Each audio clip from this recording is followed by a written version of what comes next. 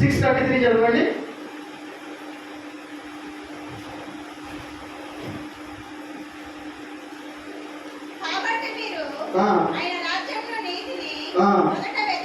కాబట్టి మీరు ఆయన నీతిని రాజ్యముని ఏంటంట మొదటిగా వెతుకుడి.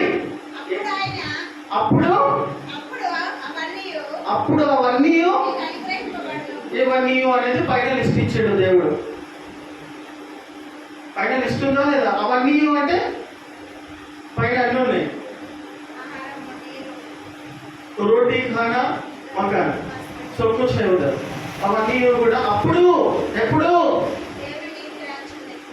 yes దేవుని నీతి అంటే ఏంటి? దేవుని రాజ్యం అంటే ఏంటి? దేవుని నీతిని రాజ్యంలో వెతుకుతున్నటువంటి వాళ్ళు హల్లెలూయా అప్పుడు ఎప్పుడు వెతికినటువంటి వాళ్ళే, చేసినటువంటి వాళ్ళే, ప్రయాసపడుతున్నటువంటి వాళ్ళకే దేవుడు ఏం చేస్తాడు? అవన్నీ కూడా అనుగ్రహించబడును. కాబట్టి ప్రియమైన వారులారా, ఇక్కడ ఏం చెప్పాలని ప్రయత్నం చేస్తున్నాను చూడండి. ఒకసారి మనము దేవుని కోసం నువ్వు నేను పని చేయాల్సినటువంటి వారమై ఉంటూ ఉండగా, ప్రియమైన వారులారా, ఆల్రెడీ మనం రక్షించబడ్డాం. ఆల్రెడీ మనకు దేవుని ప్రేమ రుచిలో ముద్రించబడి ఉన్నాం. దేవుని కృప మనకు విస్తారముగా హల్లెలూయా మనకు విస్తారముగా కృప వెంబడి కృప పొందుకొని ఉంటూనే ఉన్నాం. కాకపోతే ప్రియమైన వారులారా, దేవుని ఏర్పాటులో ఉండి దేవుడు నన్ను ఈ పని కోసం నియమించుకున్నాడనే విషయము, సత్యము, అవగాహనలోనికి నువ్వు నేను రావాలి. అప్పుడు ఆ పనిలో ఉన్నప్పుడు దేవుడు తప్పకుండా ఇందుకోసం నేను ఏర్పరచుకున్నా అనే విషయం అర్థమైనప్పుడు హల్లెలూయా నువ్వు ధన్యుడవు. హల్లెలూయా హల్లెలూయా నువ్వు ధన్యుడవు. నువ్వు ఆశీర్వాదాల కోసం, అద్భుతాల కోసం పరిగెత్తాల్సిన అవసరం లేనేలేదు. అక్కడ చాలా మంది సంఘాలను వదులుకొని ఫంక్షన్ హాల్లోకి ఇంకెక్కడెక్కడికో ఎందుకు వెళ్తున్నారమ్మా? ఎందుకు వెళ్తున్నారు చెప్పండి? ఇది ఏమనిపిస్తుంది? ఫంక్షన్ హాల్లో ఆనందాలు చేసుకుంటున్నారు, ఎల్ఈడీలను చూసుకుంటారు. మనుషులు పెట్టిన విధానాలు, దేవుడు పెట్టిన విధానం మందిరము, దేవుని మందిరము. అపోస్తుల కార్యం 2:42 చదివినట్టు ఇప్పటిదాకా అపోస్తుల బోధ యందు ఇది ఎవరు పెట్టిండ్రు? దేవుడు పెట్టిన నియమాలలో ఉన్నాము. కాబట్టి మనుషులు పెట్టిన విధానాలు అవి వాళ్ళే లెక్క చెప్పుకుంటారు. వారికి దాని గురించి మనం మాట్లాడదు. కానీ చాలా మంది ఎందుకు ఈ విషయాన్ని పదే కోట్ చేస్తున్నారంటే, ఎందుకు వెళ్తున్నారు వాళ్ళు అక్కడికి? ఎందుకు వెళ్తున్నారు? ఏమనిపిస్తుంది మీకు? చెప్పండి అమ్మా, ఎందుకు వెళ్తున్నారు? రైట్, మంచి రిసీవింగ్ ఉంటుంది, చాయ్ పానీలు ఇస్తారు, టిఫిన్లు ఇస్తారు, మంచి ఏసీ ఉంటుంది, మంచి స్క్రీన్ ఉంటుంది, మంచి ప్రేమతో పలకరిస్తారు, అన్నీ చేస్తారు. ఫస్ట్ స్టార్టింగ్లో ఫ్రీ ఇస్తారు. తర్వాత నీకు ఎటువంటి టార్గెట్ పెడతారంటే నీ దగ్గర దశమ భాగం వసూలు చేసుకొని నిన్ను వదిలిపెట్టేదాకా ఉంటారు. వాళ్ళు మీరు ఇస్తున్న దశమ భాగాలతో మనీ నడుస్తుంది అనే విషయం కూడా. ఎందుకు వెళ్తున్నారు అని అంటే వీటి కోసము మరియు ఆశీర్వాదాల కోసము, అద్భుతాల కోసము వెళ్తున్నారు. ఇవన్నీ కూడా దేవుడు ఏం చెప్తున్నాడంటే, ఫస్ట్ నా నీతిని, నన్ను రాజ్యం వెతుకు బిడ్డ, నువ్వు ఎందుకోసం అయితే వెళ్తున్నావు అవన్నీ నేను ఇస్తా అంటున్నాడు. హల్లెలూయా. ఇది చాతగాక ఆ వ్యక్తులకు ఆకర్షించబడి అక్కడ వెళ్ళి నాటబడి వ్యక్తిత్వాన్ని కోల్పోతున్నటువంటి ఆ వ్యక్తులు ఇది చేయడం చాతగాక ఆకర్షితులై కంఫర్ట్ జోన్ అనే దాన్ని ఎంచుకొని వ్యక్తిత్వాన్ని పోగొట్టుకుంటున్నాడు. దేవుని ఏర్పాటున నియమాలను పోగొట్టుకుంటున్నారు వాళ్ళు. కాబట్టి ప్రియమైన వారులారా, దేవుడు మనల్ని ఏర్పరచుకున్న విధానంలో నువ్వు నేను ఉండాలంటే సంఘానికి అంటుకట్టబడి ఉండాలి. హల్లెలూయా. చిన్న సంఘమైనా, రేకుల సంఘమైనా, మట్టి గోడలైనా, ఏసీలు లేకుండా ఏమున్నా కానీ సంఘము దేవుడు ఏర్పాటు చేసుకున్న సంఘము దేవుని సంఘమే. ఫంక్షనాలే. నీ ఇంట్లో కూర్చొని నువ్వు రొట్టెలు ఇడుకోవచ్చా? ఎవరు పెట్టారు? ఎవరు చేయమన్నారు? నేను ఎవరు చేయమన్నారు? వాక్యం చెప్తుందా? ఇంట్లో కూర్చొని ప్రభు యొక్క మరణాన్ని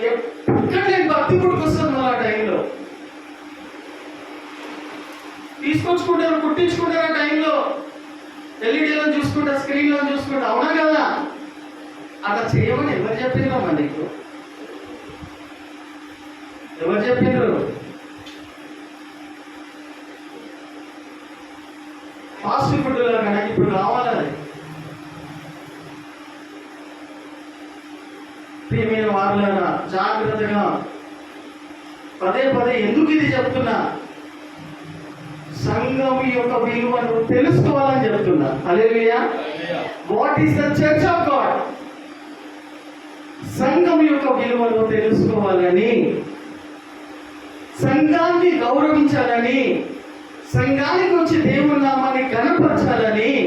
హల్లెలూయా, హల్లెలూయా. అప్పుడు ప్రియమైన వారులారా, అప్పుడు అవన్నీ కూడా మీకు అనుగ్రహించబడును. కాబట్టి ప్రియమైన వారు, ఇక్కడ కొన్ని వచనాలను చూసుకొని మనము ఇక్కడ ముగించుకుందాం. చూడండి,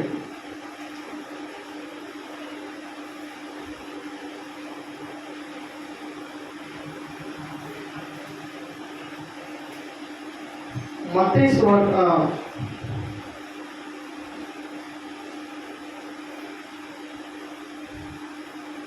మత్తయి సువార్త 5వ అధ్యాయము 14-16 వచనం మనకు తెలిసిన వాక్యం చదువుకుందాం.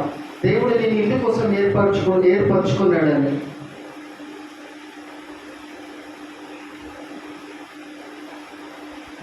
చదవండి.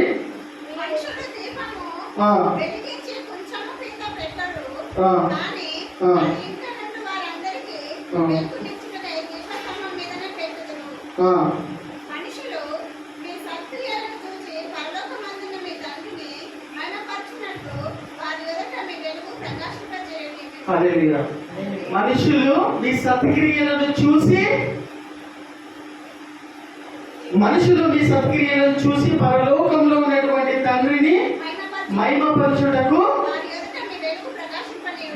వారి ఎదుట మీ వెలుగును ప్రకాశింపనీయుడి. దేవుడు నేను వెలుగులాగా, ఉప్పులాగా నియమించుకున్నాడు, ఏర్పరచుకున్నాడు. ప్రియమైన వారులారా, ఈ విధంగా మన వెలుగు ప్రకాశించబడాలి అని అంటే వెలుగు క్రియలు అంటే ఏంటో మీకు తెలుసు. సత్ప్రవర్తన, మంచి క్రియలు చేయడానికి దేవుడు మన వెలుగు ఇతరుల పైన ప్రకాశించడానికే ఏర్పరచుకున్నాడు. క్రియలు చేయాలా? హల్లెలూయా. నడుచుకోవాలా? క్రియలలో అది అవుపడాలి వాళ్ళకు.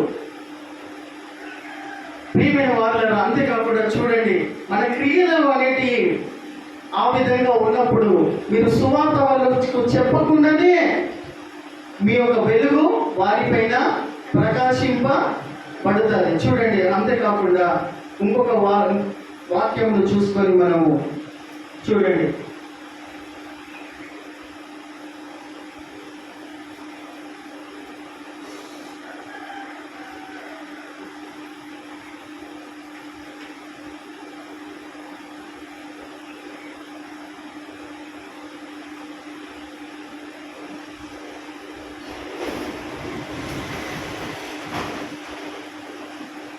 ప్రియమైన వాళ్ళ అనేకమైనటువంటి వాక్యాలు ఉన్నాయి, కానీ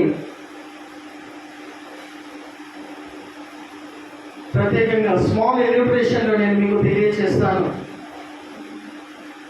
దేవుడు మనల్ని ఏర్పరచుకున్నది, నియమించుకున్నది ఒక ప్రత్యేకమైన పని కోసమని. మరలా కొంతమందికి తలాంతులు ఇస్తాడు, కొంతమందికి ప్రతి ఒక్కరికి గిఫ్ట్స్ ఇస్తాడు. గిఫ్ట్స్ ఇచ్చి ఆ గిఫ్ట్స్ ఎక్కడ వాడుకోమని చెప్తాడు? దేవుని సన్నిధిలో, దేవుని మందిరంలో, దేవుని సన్నిధిలో ఆ యొక్క వరములను, ఆ యొక్క తలాంతులను వాడబడాల. కొందరికి పాడే గిఫ్ట్ ఇస్తాడు, కొందరికి వాక్యం చెప్పే గిఫ్ట్ ఇస్తాడు, కొందరికి స్వస్థపరిచే వరం ఇస్తాడు, కొందరికి సంఘములో పరిచర్య చేసే వరం ఇస్తాడు, కొందరిని సంఘము అభివృద్ధి, డెవలప్మెంట్ కోసము ఎట్లా పాటుపడాలనేటువంటి వరాలు ఇస్తాడు. ఇవన్నీ వాక్యంలో రాయబడి ఉన్నాయి. నువ్వు నేను ఏ పని కోసం అయితే ఏర్పరచబడ్డామో, ఏవైతే వరాలు మనకి ఇచ్చిండో దేవుడు, ఆ వరములను సరి అయిన సమయానికి సిద్ధపడి నువ్వు నేను ఆ వరములను వినియోగించుకోవాలి, ఉపయోగపడాలా దేవుని కోసం. ఇది దేవుని కోసం మనం చేస్తున్న వారమైతాము. హల్లెలూయా, హల్లెలూయా. ఉదాహరణకి నీకు పాడే స్వరం ఇచ్చిండు, మంచి గిఫ్ట్ ఇచ్చిండు దేవుడు నీకు. ఉదాహరణకి నాకు వాక్యం చెప్పే గిఫ్ట్ ఇచ్చిండు దేవుడు. నాకు ఇచ్చిన పెద్ద గిఫ్ట్ ఏంటంటే ఎట్లయినా ఉండేది మంచి, ఎటువంటి పరిస్థితుల్లో ఉండండి. క్రైస్తవుల కోసం చెప్తలేదు, దేవుని పరిశుద్ధమైన బిడ్డల కోసం చెప్తలేదు, అన్యుల కోసం చెప్తున్నాడు. ఎటువంటి పరిస్థితుల్లో ఉండండి, ఎంత బలహీనతలను ఉండండి, ఎట్లనన్నా ఉండండి, నేను వెళ్ళి సువార్త చెప్పినానంటే దేవుని ఆత్మ నడిపింపులో, ఆయన కృపలో వాడు ఎటువంటి వాడైనా కానీ రక్షణ పొందుకుంటాడు. ఆ గిఫ్ట్ నాకు ఉన్నది, రికార్డు కూడా ఉన్నది ఇప్పటికీ. నాకు హైదరాబాద్ బాప్టిస్ట్ చర్చ్లో 1 సంవత్సరంలో 60 మందికి బాప్టిజం ఇప్పించిన కొత్తలో. ఆ గిఫ్ట్ నీకు పాడే గిఫ్ట్ ఉంది, మ్యూజిక్ ప్లే చేసే గిఫ్ట్ ఉంది. ఆ గిఫ్ట్ని సరైన విధంగా మనము ఉపయోగించుకోకపోతే ప్రియమైన వారులారా దేవుని పరిచర్య చేయలేనటువంటి వాళ్ళం అవుతాం. నేను పాడే గొంతున్నది, రాగం ఉన్నది, కానీ మైక్ లేదు, మ్యూజిక్ లేదు. పాడవా? పాడవా? మ్యూజిక్ ఉంటేనే వస్తుందా? అది జోష్ కావాలా నీకు? ఎవరో పంపింగ్ చేయాలా?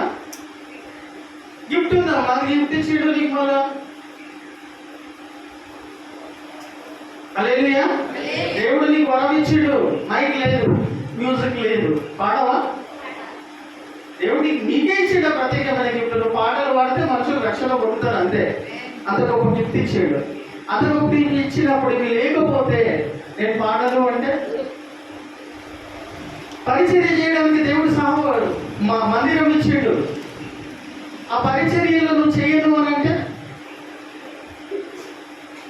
చాలా మంది, కొంతమంది అందుకోసం యేసు ప్రభువుల వారు ఉపమాన రీతిలో ఒకరికి 1 తలాంతు ఇచ్చి, ఒకరికి 3 తలాంతులు ఇచ్చి, ఒకరికి కొన్ని తలాంతులు ఇచ్చినప్పుడు ఆ తలాంతులను ఉపయోగించుకోకుండా వాళ్ళు దాన్ని భూమిలో పాతి పెట్టినప్పుడు దేవుడు వాళ్ళని చాలా నమ్మకమైన దాసుడు అని మెచ్చుకుంటాడా? తలాంతులను దాచిపెట్టుకొని ఉన్నటువంటి వాళ్ళని దేవుడు మెచ్చుకున్నాడా? మరి ఏం చేసిండు? ఎందుకు ఈ ఉపమానాలు దేవుడు చెప్పుకుంటూ వస్తున్నాడు మనకు? బుద్ధి గల కన్యకలు, బుద్ధి లేని కన్యకల యొక్క సారం ఏమై ఉన్నది? ఆ ఉపమానం యొక్క సారం ఏమై ఉన్నది? ఏమై ఉన్నదా? ఎన్నిసార్లు విన్నారు మీరు పుట్టినప్పటి నుండి? మీరు రక్షణ పొందినప్పటి నుండి ఇప్పటి వరకు ఈ యొక్క ఉపమానము ఎన్నిసార్లు